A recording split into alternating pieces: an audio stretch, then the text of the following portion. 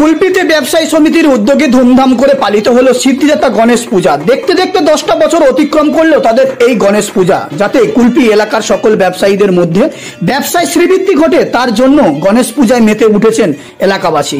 শনিবার দিন চতুর্থীর দিনে সকাল 9টার সময় পুজো মণ্ডপে ফিতে কেটে মোমবাতি জ্বালিয়ে শুভ সূচনা করলেন কুলপির বিধায়ক জগরঞ্জন হালদার সহ এলাকার বিশিষ্ট ব্যক্তিরা।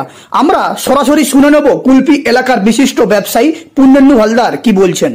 ব্যবসায়ী সমিতির পক্ষ থেকে আমরা পুজোটা উদ্বোধন করেছিলাম 2014 সালে।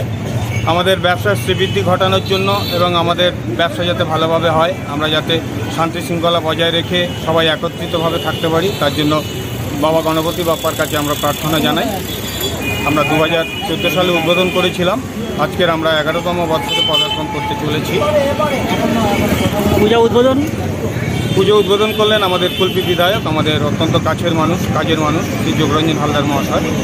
তিনি প্রত্যেক বছর থাকেন, তিনি আমাদেরকে যথেষ্ট সহযোগিতা করেন এবং তার কাছে আমরা আশীর্বাদ ধন্য। তিনি আমাদেরকে সবসময় পাই। তিনি আমাদেরকে। আমার নাম পরিচয়? আমার নাম পুণ্যেন্দু হালদার, কুলপি ব্যবসায়ী সমিতির বিশিষ্ট প্রতিনিধি।